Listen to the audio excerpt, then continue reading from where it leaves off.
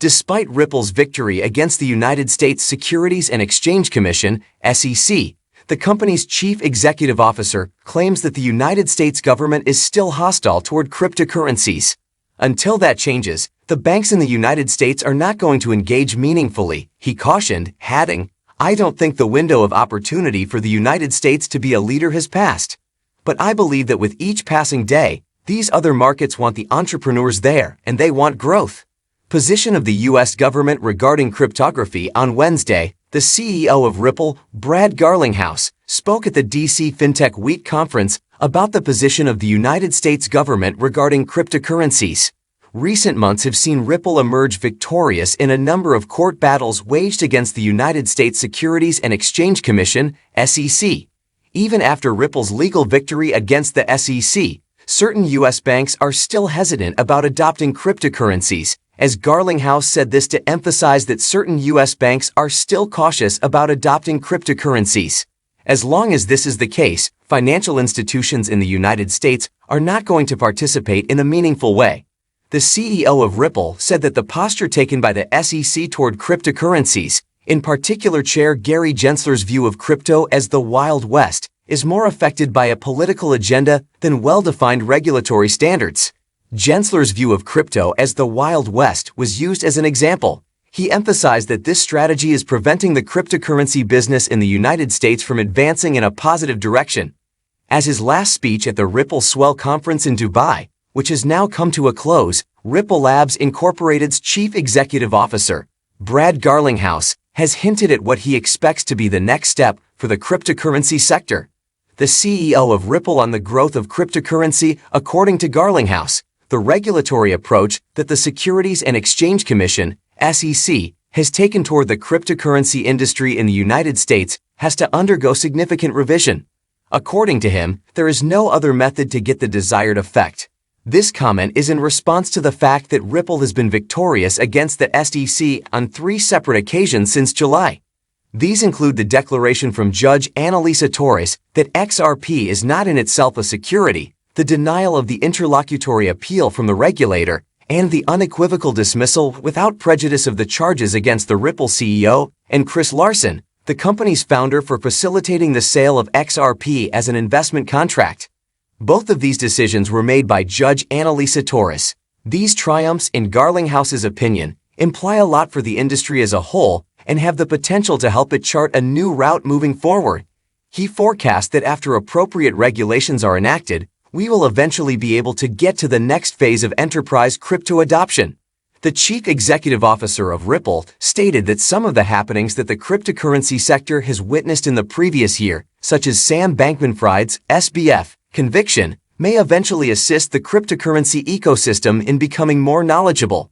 Notably, Garlinghouse stated that the disaster that befell FTX derivatives exchange is not something that can happen with Ripple because the company has the appropriate measures in place to avoid such a thing from happening.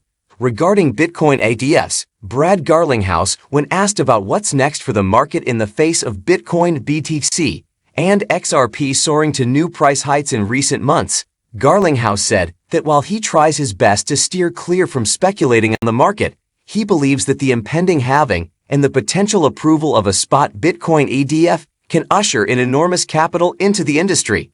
This comes as a response to the question of what's next for the market.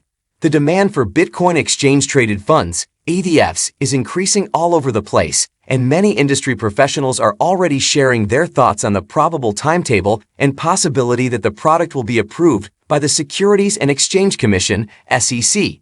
Mike Novogratz, CEO of Galaxy Digital, anticipates that the SEC will provide approval of the Bitcoin spot ETF this year. James Seifert, an ETF analyst at Bloomberg, assigns a 90% probability that the SEC will grant clearance by January 10 of this year.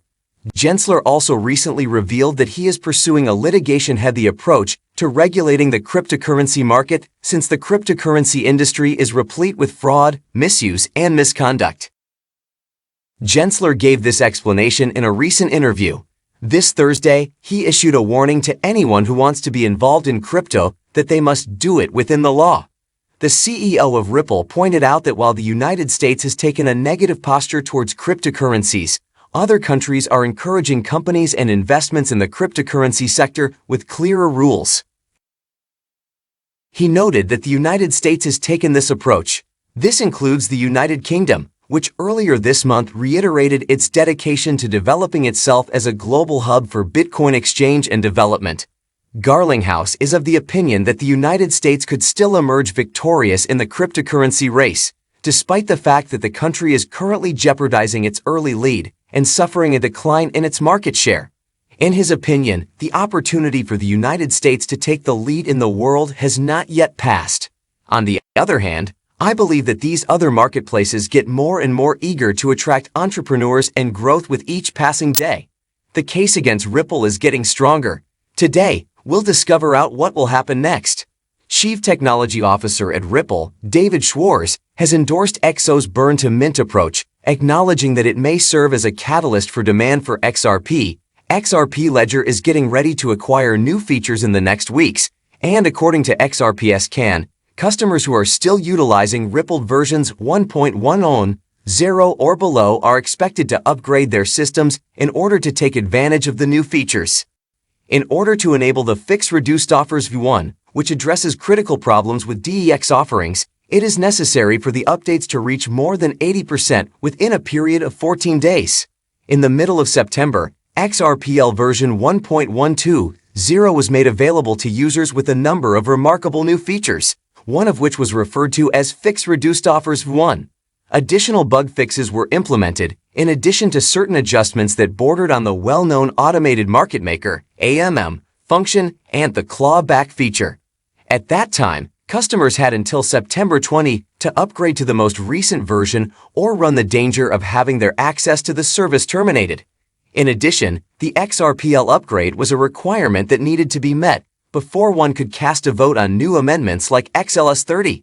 Fixed Reduced Offers V1 is the only one of all the amendments that came with the XRPL VS 1.120 upgrade to receive a score of up to 80% in consensus, allowing it to enter the 2-week activation countdown phase. This countdown begins today and will continue until the amendment is activated. Fixed Reduced Offers 1 is intended to cut down on the number of instances of order books being hidden from view by lowered offers, and as a side effect of this process, to make the XRPL more useful overall. Specifically, the XRPL amendment allows for protocol changes only if they have garnered the backing of more than 80% of validators after a 2-week period has passed. An XRPL upgrade to the most recent version is required in order to comply with the most recent development in order to continue playing the role of node provider or doing any other defined functions inside the protocol. The XRPL upgrade will help drive change when viewed from the perspective of the person who is taking the offer.